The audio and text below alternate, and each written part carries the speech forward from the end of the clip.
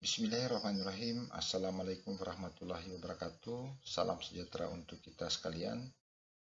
Baik, pada video kali ini saya akan mencoba membahas tentang alur penyusunan rencana kerja pemerintah desa RKP Desa tahun 2022 sesuai dengan Peraturan Menteri Desa Pembangunan Daerah Tertinggal dan Transmigrasi nomor 21 tahun 2020. Nah, pada video kali ini tentang alur penyusunan RKP Desa, itu lengkap dengan dokumen yang dihasilkan pada masing-masing tahapan. Nah, dalam Peraturan Menteri Desa nomor 21 tahun 2020 pasal 22 bahwa RKP Desa untuk jangka waktu 1 tahun, kemudian disusun pada bulan Juli tahun berjalan dan ditetapkan paling lambat akhir bulan September. Kemudian RKP Desa yang telah disusun ditetapkan dengan peraturan desa, dan tentunya telah disepakati dan disetujui bersama dengan PPD. Alur penyusunan RKP Desa pada pasal 34 Permendes 21 tahun 2020 itu ada 6 alur atau 6 tahapan. Yang pertama adalah tim penyusun RKP, yang kedua pencermatan dan penyelesaian rencana kegiatan, yang ketiga pencermatan ulang RPJM Desa, 4 penyusunan rancangan RKP Desa dan DU RKP Desa, kelima musrembang desa, dan yang keenam musyawarah desa pemisahan. Nah, pada alur ini kita akan coba bahas satu-satu. Kita mulai yang pertama, pembentukan tim penyusun RKP Desa. Nah, pada alur yang pertama ini, pembentukan tim penyusun RKP Desa, tentunya dibahas melalui musyawarah pembentukan tim penyusun RKP Desa dengan komposisi pembina yang dijabat oleh kepala desa, ketua yang dipilih oleh kepala desa dengan pertimbangan kemampuan dan keahlian, sekretaris yang ditunjuk oleh ketua tim, anggota yang berasal dari perangkat desa, KPMD, dan unsur masyarakat desa lainnya. Tim penyusun berjumlah ganjil, paling sedikit 7 orang. Komposisi paling sedikit 30% perempuan. Kemudian tim penyusun ditetapkan dengan SK Kepala Desa. Dokumen yang dihasilkan pada tahapan pertama tadi pembentukan tim penyusun, yang pertama adalah berita acara pembentukan tim, kemudian ada SK tim penyusun, kemudian setelah itu tim penyusun akan menyusun rencana kerja tindak lanjut atau rencana RKTL-nya. Nah, kemudian tahapan yang kedua, inilah yang dilakukan oleh tim penyusun setelah tadi sudah membuat RKTL, maka yang akan dilakukan pertama adalah pencermatan dan penyelesaian rencana kegiatan dan pembiayaan pembangunan desa. Nah, yang dicermati di sini ada 2, yaitu pencermatan terkait daftar rencana program dan kegiatan yang masuk ke desa, dan yang kedua adalah pencermatan tentang rencana pembiayaan pembangunan desa. Nah, maksud dari rencana pembiayaan ini, bagaimana dengan PAD-nya, kemudian berapa pagu indikatif dana desa, kemudian pagu indikatif ADD-nya, kemudian perkiraan bagian dari hasil pajak daerah dan retribusi daerah kabupaten kota, kemudian bantuan keuangan provinsi, bantuan keuangan kabupaten, dan sumber keuangan desa lainnya yang sah dan tidak mengikat. Dokumen yang dihasilkan pada tahapan yang kedua ini adalah daftar rencana program dan kegiatan yang masuk ke desa dan data informasi pembiayaan desa.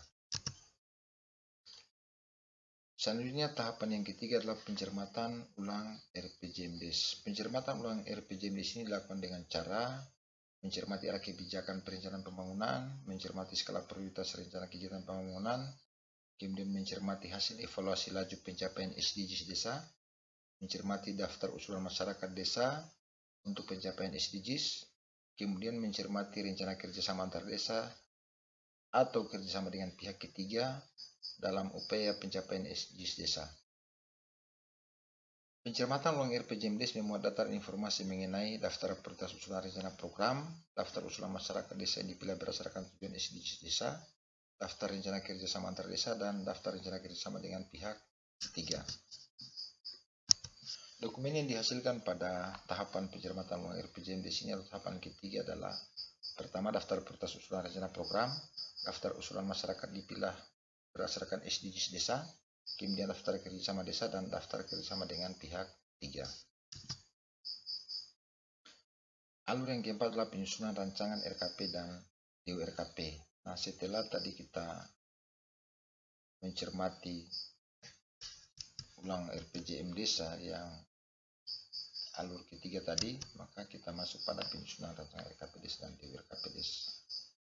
Nah, rancangan RKP desa ini paling sedikit memuat evaluasi pelaksanaan RKP tahun sebelumnya, artinya kita evaluasi apakah terrealisasi atau tidak, kemudian rencana kegiatan dan rencana anggaran biaya atau RAP, prioritas program kegiatan dan anggaran desa yang dikelola oleh desa, prioritas program kegiatan dan anggaran desa yang dikelola melalui jalur kerjasama antar desa dan pihak lain, rencana program kegiatan dan anggaran desa yang dikelola oleh desa sebagai kewenangan penugasan dari pemerintah pusat, provinsi, dan kabupaten, kemudian terakhir tim pelaksana kegiatan. Nah, tim penyusun RKP desa menyampaikan rancangannya kepada kepala desa untuk diperiksa. Tentunya dilengkapi dengan berita acara. Dalam hal kepala desa tidak menyetujui, maka kepala desa meminta tim penyusun melakukan perbaikan dengan tidak menambahkan kegiatan baru di luar kesepakatan tim penyusun. Kemudian dalam hal kepala desa menyetujui rancangan RKP tersebut, kepala desa meminta BPD menyelenggarakan musyawarah desa tentang perencanaan desa. Jadi, musyawarah desa tentang perencanaan desa ini dilakukan sebelum musrembang desa. Nah, selanjutnya penyusunan rancangan DURKP. Nah, DURKP ini tujuannya adalah kegiatan-kegiatan yang disuruhkan desa nanti pada saat musrembang kecamatan yang untuk kegiatan tahun 2023. Nah, dokumen yang dihasilkan pada tahapan yang keempat ini, yang pertama adalah rancangan RKP desa, kemudian evaluasi RKP desa tahun sebelumnya, gambar desain dan RAP, DURKP desa, berita acara hasil penyusunan rancangan RKP desa, SK Panitia Musyawarah Desa Perencanaan, berita acara Musyawarah Desa Perencanaan, penangan resmi BPD tentang RKP desa, rancangan RKP desa tahun 2022. Jadi sebelum kita musrembang desa, rancangan RKP desa yang telah disepakati oleh kepala desa itu akan dibahas melalui musrembang musyawarah desa perencanaan. Nah, sehingga dalam rancangan RKP desa yang hasil pencermatan tim penyusun setelah dibahas pada musyawarah desa perencanaan itu bisa saja berubah. Sehingga rancangan RKP desa hasil pencermatan tim penyusun bisa saja berbeda dengan rancangan RKP desa setelah musyawarah desa perencanaan. Nah, selanjutnya tahapan yang kelima adalah musrembang. Musrembang ini intinya adalah membahas rancangan RKP desa dan DURKP. Nah, inti dari musrembang ini adalah penyusunan prioritas program atau kegiatan yang tentunya berdasarkan kriteria-kriteria yang telah ditetapkan. Nah, dokumen yang dihasilkan dalam musrembang desa ini, nah sebelum kita musrembang tentunya harus dibentuk panitianya dulu, harus ada SK, kemudian tata tertib musrembang itu harus ada, kemudian penyusunan prioritas program kegiatan pada saat musrembang ini tentunya berdasarkan kriteria-kriteria yang ada. Kemudian setelah selesai harus ada berita acara musrembangnya, kemudian ada rancangan RKP desa tahun 2022 hasil musrembang desa. Jadi tadi ada rancangan RKP desa hasil tim penyusun, ada rancangan RKP desa hasil musyawarah desa perencanaan, dan ada rancangan RKP desa hasil musrembang yang tentunya sudah dilakukan penyusunan prioritas. Setelah itu rancangan RKP desa ini sudah klop, maka dibuat rancangan RKP desa hasil musrembang desa yang telah dilakukan penyusunan prioritas, maka dibuatlah rancangan Perdes tentang RKP desa tahun 2022. Selanjutnya tahapan yang keenam adalah musyawarah desa pembahasan dan pengesahan RKP desa dan DURKP desa. Nah, pada musyawarah desa ini tinggal pengesahan RKP dan DURKP. Dokumen yang dihasilkan pada musyawarah desa pengesahan RKP dan DURKP ini tentunya pertama sebelum kita musyawarah desa pengesahan harus ada SK panitia, kemudian ada berita acara musyawarah desa pengesahan, kemudian daftar RKP desa 2022 dan DURKP desa tahun 2023. Setelah itu berita acara kesepakatan bersama Kepala Desa dan BPD tentang Perdes RKP Desa. Jadi dokumen yang dihasilkan sesuai dengan tahapan RKP Desa yang 6 tahapan tadi, setelah saya rekap, maka dokumen yang dihasilkan itu kurang lebih ada 28 dokumen. Mulai dari pembentukan tim pensiun tadi, tentunya ada berita acara dan daftar hadir musyawarah pembentukan tim pensiun, dilengkapi not tulen dan daftar hadir.